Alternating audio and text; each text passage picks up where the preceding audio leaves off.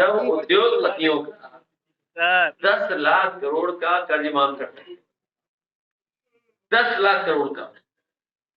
और जब से नोटबंदी हुई है तब से बैंकें भरी पड़ी है पैसे से। नोटबंदी का पैसा पूरा जमा हो गया बैंकों में। तो समाजवादी पार्टी इस पक्ष में होगी कि किसानों का कर्ज माफ। जब 10 लाख करोड़ से ज्यादा उद्योगपतियों का कर्ज माफ हो सकता है, तो हमारे देश के किसानों का कर्ज माफ क्यों नहीं? 10 लाख करोड़, ये आंकड़े हमारे नहीं है, ये आंकड़े भारत सरकार के। तो इसलिए किसानों का कर्ज माफ हो, सवाल ये नहीं है, सवाल ये हमने कह दिया, सरकार नकल कर रही है। तो गुजरात सरकार को सुप्रीम कोर्ट से झटका मिला है। मामला था में कुछ बेटियों ने तो घटना पे प्रदर्शन किया तो सरकार ने उनके खिलाफ गंभीर धारा मुकदमा दर्ज करा दिया। और वो बच्चे पढ़ने लिखने वाले बच्चे हैं, उसमें कई तो बच्चे ऐसे जो किसी पॉलिटिकल पार्टी से एफिलिएशन नहीं है। जब उन्होंने अपनी FIR दर्ज करने की बात की, उनकी बात सरकार नहीं सुन रही है। सरकार सबसे झगड़ा चाहती है। मेरी जानकारी में नहीं आया है, मैं जानकारी करूंगा उन छात्रों के साथ समाजवादी पार्टी, उन छात्रों को न्याय दिलाने में समाजवादी पार्टी का। और मैं सरकार से कहूंगा कि ऐसी गंभीर धाराएं बच्चों में नहीं लगानी चाहिए, और इसलिए नहीं लगानी चाहिए जो अपराधी पकड़े गए वो सब भारतीय जनता पार्टी। और मुख्यमंत्री जी के साथ आप लोग फोटो नहीं खिंचवा सकते, आप में जितने खड़े लोग, किसी की सिंगल फोटो नहीं होगी, कभी हो गई हो तो अलग बात है, लेकिन अगर आप जाओ सिंगल फोटो नहीं खिंचवा सकते हैं। लेकिन तीनों अपराधियों की मुख्यमंत्री के साथ सिंगल फोटो है। भाई एकदम आ गई है, सोचिए आप, तीनों अपराधी बीजेपी के, और इसलिए उन पे छात्रों पर उन पर झूठे मुकदमे लग रहे हैं क्योंकि वो बीजेपी के लोगों को आगाह कर रहे हैं कि बीजेपी के लोग हैं, उनके खिलाफ कार्रवाई हो, इसलिए उन पर मुकदमे लगाए जिससे कि वो लड़ाई न लड़े। कांग्रेस ने बयान आया था 15 तारीख से पहले गठबंधन हैं वो साफ हो जाए ताकि आगे बढ़े। मैंने यही कहा था कि दिन जब अच्छे आएंगे और उत्तरायण में ही सब अच्छे काम शुरू होते, जब सूर्य उधर पहुंच जाता है। अध्यक्ष जी, सुप्रीम कोर्ट से गुजरात सरकार को झटका लगा है। आपको भी उम्मीद है कि हमें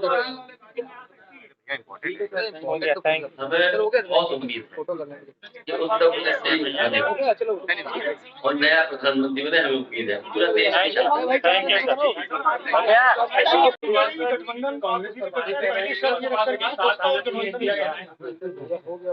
समाजवादी पार्टी की कोशिश है कि गठबंधन जो है और जिस पे चर्चा हो रही है उसको और मजबूत किया जाए। यहाँ पर उन्होंने इशारा किया कि बसपा कांग्रेस के संपर्क में है। देखिए, जो बातें आप कह रहे हो वो इंडिया गठबंधन की बैठक में नहीं थी। अगर इंडिया गठबंधन में ऐसी कोई बात रही होती तो हमें पता होता। इसलिए आप बीजेपी की साजिश में आप भी मत। और जिस तरह की ये लोग बात कर रहे हैं, ये कुछ लोग ऐसा हो सकता है कि बीजेपी खुद नहीं कहती, किसी से कहलवाती है जिससे गठबंधन कमजोर हो जाए। इसलिए बीजेपी चारों तरफ से अटैक करती है, याद रखना। सर, कांग्रेस पार्टी जा रही 15 तारीख अयोध्या दर्शन करने, तो क्या और भी कुछ दल के नेता वहां पहुंचेंगे? मुझे क्या पता है किसी का, जब बुलावा आएगा, मैंने कहा बुलावा आएगा हम जाएंगे। आपकी मंतव्य क्या है कि बसपा गठबंधन में रहे इंडिया की? ये जो महिला पत्रकार कह रही हैं, ये खुद पूजा करती हुई, कौन से दिन का व्रत रखती हो आप? आज हमारे घर पे भी हो सकता हो व्रत, और आप में से मंगल रखते होंगे, बृहस्पति, हर दिन रखते हैं, इसमें कौन सी नई बात, कोई नई बात है?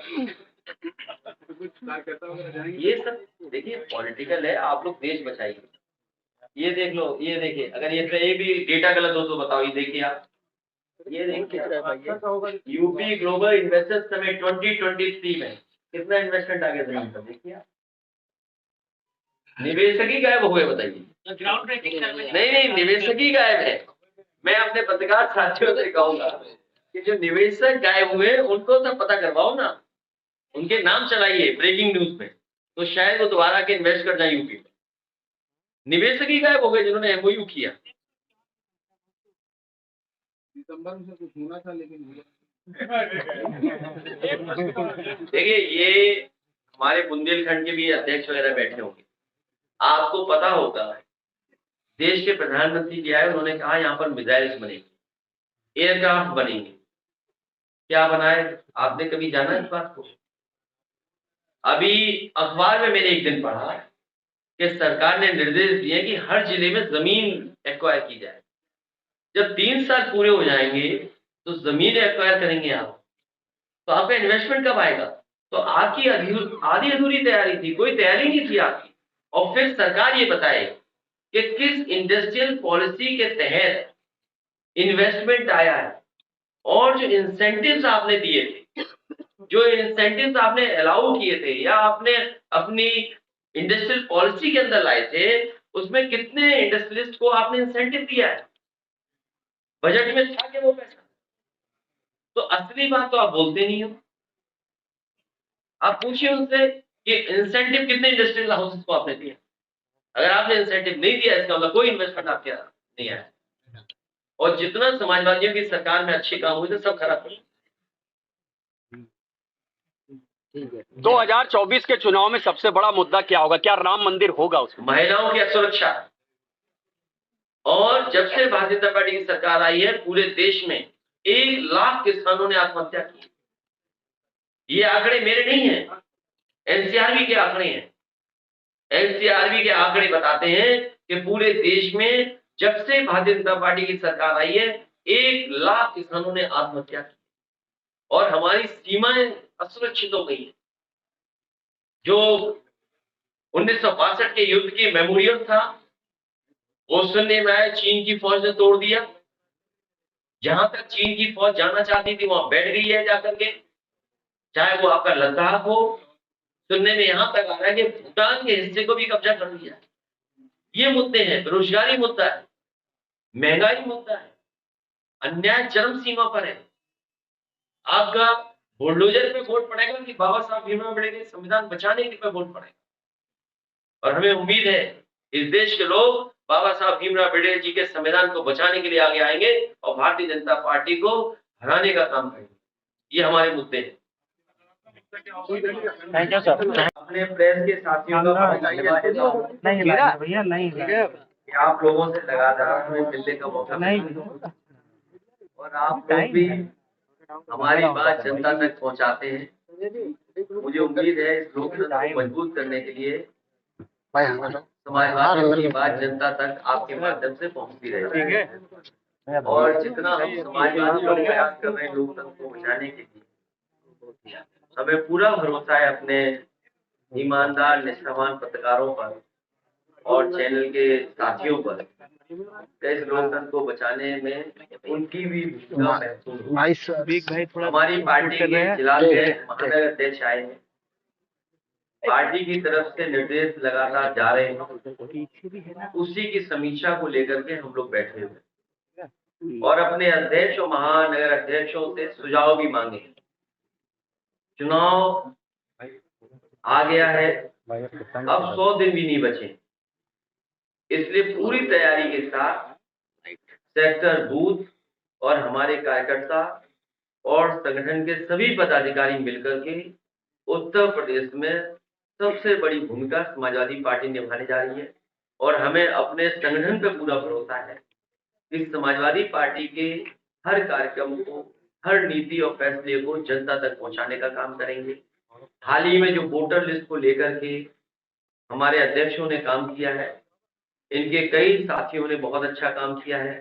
कुछ शिकायतें भी आई हैं और हमें उम्मीद है कि जब वोटर लिस्ट फाइनल छप करके आएगी, उस समय गांव स्तर पर, बूथ स्तर पर लगातार अधिकारियों से संपर्क रख करके वोट कहां कटा है, कहां पड़ा है, उस पर पूरी जिम्मेदारी से काम करेंगे, क्योंकि भारतीय जनता पार्टी हर तरह से हस्तक्षेप करेगी। आयोग को भी कहीं न कहीं दबाव में लेगी। जो अधिकारी हैं वो भी कभी कभी भारतीय जनता पार्टी के रूप में काम करते हैं, इसलिए हर तरफ संगठन के लोगों को नजर रखनी पड़ेगी। और आने वाले समय में जो गठबंधन या गठबंधन के साथ जो दल साथ लड़ेंगे, हमारी पार्टी के सभी कार्यकर्ता, नेता, साथी मिल करके जो जहां लड़ेगा वहां उसकी पूरी जिम्मेदारी से मदद करने का काम करेंगे। यही लोग हैं जो लगातार मैदान में रहेंगे और हमारे सभी प्रदेश के और राष्ट्रीय पदाधिकारियों की जिम्मेदारी बूथ वाइज बांट करके उनको जिम्मेदारी दी जाए। हो गया। एक महीना नहीं, 100 दिन। सुझाव जो आए हैं वो हमने ले लिए हैं, वो सुझाव आपको बताने की जरूरत नहीं है। अध्यक्ष जी, मायावती जी का एक ट्वीट आया है जिसमें उन्होंने दो मैं जून कहूंगा आप ट्वीट मत करिए, एक्स पर पोस्ट जी। किया है मायावती जी ने। एक्स पे कुछ पोस्ट किया है। अब मुझे तो ये समझ में नहीं आता है कि समाजवादियों के अच्छे कामों कभी हाईलाइट ही नहीं करते हैं। समाजवादियों का कहाँ नुकसान होगा वो बहुत हाईलाइट करते हैं। एक्स हम पढ़ना छोड़ दिए, कुछ एक्स हम पढ़ते ही नहीं, मायावती ने भी यही कुछ लोगों का हम पढ़ते ही नहीं। उसमें मायावती भी है, उसमें मायावती भी है जिनका नहीं पढ़ते हैं। बहुत से लोगों का नहीं पढ़ते। अगर आप कहोगे तो आपका भी चैनल का सूची में डाल देते हैं। लेकिन जब सूची आप जारी कर दे रहे हो, कौन कहाँ लड़ेगा आप कर दे रहे हो, तो हम अध्यक्ष और महानगर जो पदाधिकारी हम लोग बैठ के क्या कर रहे हैं? अगर चैनल ही सूची जारी कर रहा है तो हम चैनल से रिक्वेस्ट कर लिया करें, उन्हीं से राय मशवरा ले लिया करें। भाई चैनल वाले तो मदद दूसरे दल की करते हैं, हमारी थोड़ी करते हैं। भाई हमें तो अपनी पार्टी के संगठन के लोगों पे भरोसा करना पड़ेगा। हमारे पास कोई एजेंसी थोड़ी है, कोई सर्वे वाली एजेंसी नहीं है, कोई बूथ मैनेजमेंट की एजेंसी नहीं है हमारे पास, कोई बहुत बड़े इलेक्शन जो लड़ाते हैं वो नहीं हमारे पास है, और न वो संसाधन है जो हम जुटा पाए। तो इसलिए अपने संगठन के माध्यम से ही हम लड़ पाएंगे। और सबसे बड़ा सवाल है कि ये विकसित भारत का सपना दिखा रहे हैं और हमारे किसान की आय दोगुनी होनी थी। क्या विकसित भारत में हमारे किसान की आय दोगुनी नहीं होगी? क्या ये विकसित भारत जो प्रधानों से पैसा लेकर के कार्यक्रम हो रहा है उसमें हमारे नौजवान की नौकरी रोजगार नहीं मिलेगा? ये बीजेपी के लोग कभी भी सम्मान की नौकरी, सम्मान का रोजगार नहीं दे सकते। हम अपने नौजवानों को भरोसा दिलाना चाहते हैं, जब कभी समाजवादी सरकार आएगी तो अपने नौजवानों को और उत्तर प्रदेश के नौजवानों को सम्मान वाली नौकरी दिलाने का काम करेंगे। मायावती ये जो पढ़ाई लिखाई करने के बाद उन्हें कोई सम्मान की नौकरी नहीं है, अच्छी डिग्री हासिल कर ली, उसके बाद उनके पास कोई नौकरी नहीं है। आप कह रहे हो कि हमने इन्वेस्टमेंट बढ़ा दिया, क्या इन्वेस्टमेंट आया आपका? 40 लाख करोड़ का बताइए इन्वेस्टमेंट की क्या है आपका? आपने सदन में कहा कि 40 लाख करोड़ का एमओयू है, क्या एमओयू को लेकर के धोखा नहीं हुआ? एमओयू की इमेज लगाओ जरा पीछे, अभी इमेज लगाइए, जो हम लोगों को अखबारों के माध्यम से, आपके माध्यम से जानकारी मिल रही है। जो एमओयू किए वो जमीन पे नहीं पहुंचे, तो जब जमीन पे नहीं पहुंचे तो नौकरी रोजगार कहाँ होगा? और महंगाई कितनी बढ़ती जा रही है, लगातार महंगाई बढ़ती चली जा रही है। पेट्रोल, डीजल, हर चीज की महंगाई, जीएसटी और महंगाई बढ़ा रही है। हमारे चाहे किसान हो चाहे कारोबारी हो, जीएसटी से सब परेशान है। जीएसटी महंगाई बढ़ा रही है। और मैंने कल भी कहा था, फिर कहता हूं कि ये महंगाई और मुनाफा, ये मुनाफा नहीं छोड़ रही सरकार। ये लगता है पार्ले जी से सीख ली है कि जैसे जैसे उन्हें मुनाफा अपना कम नहीं करना था, महंगाई बढ़ी, लेकिन उन्होंने मुनाफा बढ़ाने के लिए अपना पैकेट छोटा करते चले गए। मुनाफा कम ना हो इसलिए पैकेट छोटा होता चला गया। वही सीख लिया भारतीय जनता पार्टी ने। पहले खाद की बोरी में से 5 किलो निकाला, अब सुनने में 5 किलो और निकाल लिया। अगली बार सरकार आएगी तो और निकाल लेंगे 5 किलो। बोरी उतनी ही, लेकिन हर बार 5 किलो कम कर देंगे। ये अपना मुनाफा कमा रहे हैं, और ज्यादा मुनाफा कमाना भी भ्रष्टाचार है, ज्यादा लाभ लेना भी भ्रष्टाचार है। तो क्या ये सरकार नहीं करा रही जानबूझ करके? नोटबंदी से भ्रष्टाचार खत्म हो जाएगा। पूरी सरकार लगी है पैसे लूटने में, जिसको जहां मौका मिल रहा है वो लूट रहे हैं। ऐसा लूट रहे हैं, लग रहा है कि अब सरकार जाने वाली है। सरकार बताएगी 40,000 करोड़ रुपया खर्च हुआ है गड्ढा मुक्ति। पूरे प्रदेश के हमारे जिलाध्यक्ष हैं, कितना गड्ढा मुक्ति होगी? और बिजली का एक कारखाना नहीं शुरू किया इन्होंने। ये हमारे अध्यक्ष आए, एटा के भी अध्यक्ष, वो देखते हैं कितनी बड़ी चिमनी लगी हुई है एटा में। ये अपने कानपुर के लोग हैं, जानते हैं, हमीरपुर जाते होंगे, महोबा जाते होंगे, देखते हो कितना बड़ा निमेल लिग्नाइट का कारखाना लगा है। इलाहाबाद प्रयागराज के लोग आए, कितना बड़ा बिजली का कारखाना लगा है। ये 10-10 हजार 20-20 हजार करोड़ के लगे हुए इन्वेस्ट, उससे ज्यादा का इन्वेस्टमेंट है। ललितपुर के जिलाध्यक्ष आए होंगे, वो जानते हो कितना बड़ा बिजली का कारखाना लगा है। बिजली महंगी दे रहे हैं लोग, बिजली से मुनाफा कमा रहे हैं। उत्तर प्रदेश को पीछे करने का काम इस सरकार ने किया है। अब बताइए, मुख्यमंत्री जा रहे हैं गोरखपुर में और कह रहे हैं नाला ऊपर या नीचे बनना चाहिए। हम तो सोचते थे मुख्यमंत्री जी योगी हैं, एक दिन वो डॉक्टर बन गए सदन में, अब वो इंजीनियर बन गए कि नाला ऊपर नहीं नीचे होना चाहिए, नीचे नहीं ऊपर होना चाहिए। बताइए, ये है। मायावती कह रही है पुल बना हुआ उससे उनके स्टेट ऑफिस की सुरक्षा खतरा हो गया, सरकार से मांग किससे? जो पुल बना हुआ है उनका ऑफिस जो ये- है वो शिफ्ट करने की बात कही है, करने की बात कर रही है। अरे तुम नए हो पत्रकार, नौकरी अभी मिली है तुम्हें। ये जो पत्रकार है, ये नौकरी अभी पाए हैं, इनको नहीं पता जब ये पुल बन रहा था तो ये आरोप उस समय लगाए गए थे। आप थे उस समय, पत्रकार नहीं थे, तो आपको पता होगा। वो आज की बात कर रही थी। नहीं, गलत बात। नहीं, आपको तो दिखाना चाहिए ना। नहीं, गलत बात। नहीं, आपको पता ही नहीं है, कुछ पता ही नहीं, ऐसी पत्रकार बन गए।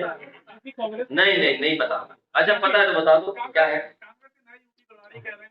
ले उन्हें कुछ पता ही नहीं, ऐसी आप बात करने। अच्छा, ऐसा इस पुल वाले में बता दें, ये पुल बहुत जरूरी था। इसलिए जरूरी था कि बगल में भी छोटा पुल था और इस पुल पे बहुत जाम लगता था, आप सब लोग जानते हैं। तो ये मांग उठी कि ये पुल बनना चाहिए। जब समाजवादी सरकार में दोनों पुल लिख के दिए गए थे कि हमें पुल बनाने का सरकार को मौका दिया जाए, उस समय दिल्ली की सरकार ने मौका नहीं दिया। फिर एक स्वीकृत कर दिया, ये वाला जो आपका पुल है। जब ये स्वीकृत हो गया पुल, तो मुझे जानकारी मिली कि कुछ लोग साजिश में लग गए पुल नहीं बनने देंगे, और वो कुछ लोग दिल्ली में गए कि डिफेंस से एनओसी ना मिले, उसके लिए इन्होंने काम करना शुरू कर दिया।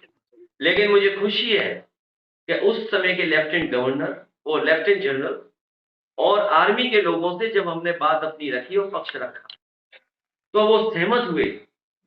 उन्होंने एनओसी दिया, और एनओसी के बाद उन्होंने कहा कि हमारे जो एसएएफ क्वार्टर्स हैं, सेपरेटेड फैमिली क्वार्टर्स हैं, तो वो उसमें दिखाई न दे और वहां कोई देखे नहीं, इसलिए आप पुल पे ऐसा कुछ लगा दीजिए जिससे इधर उधर न दिखाई दे। तो पूरा का पूरा जो नियम बनाए थे दिल्ली सरकार ने और डिफेंस ने दिए थे, वो पूरे माने थे मेरे।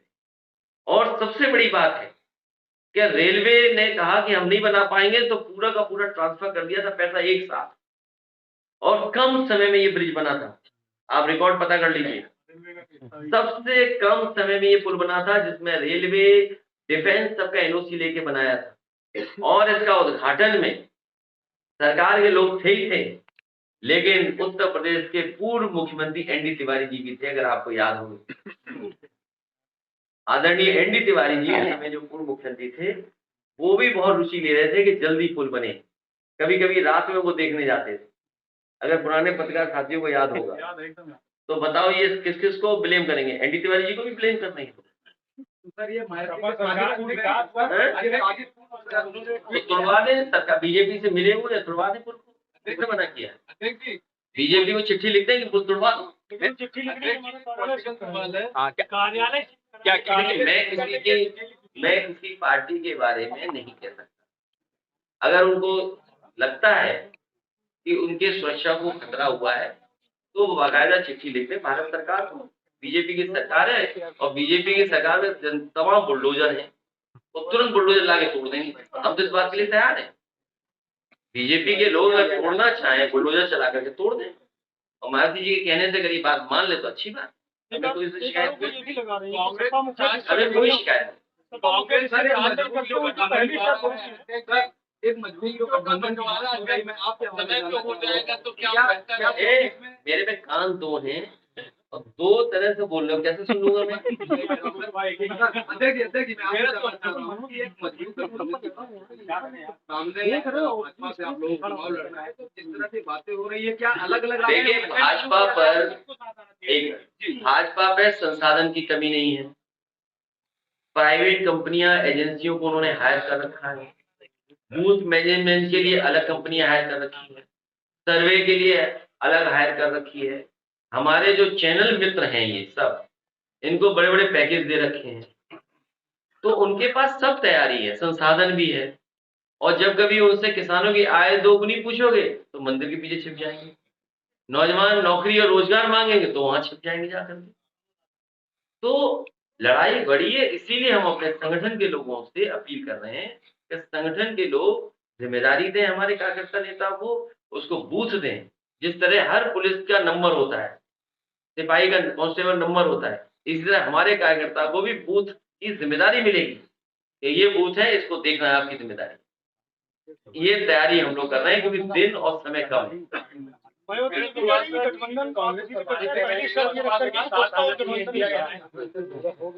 समाजवादी पार्टी की कोशिश है कि गठबंधन जो है और जिस पे चर्चा हो रही है उसको और मजबूत किया जाए।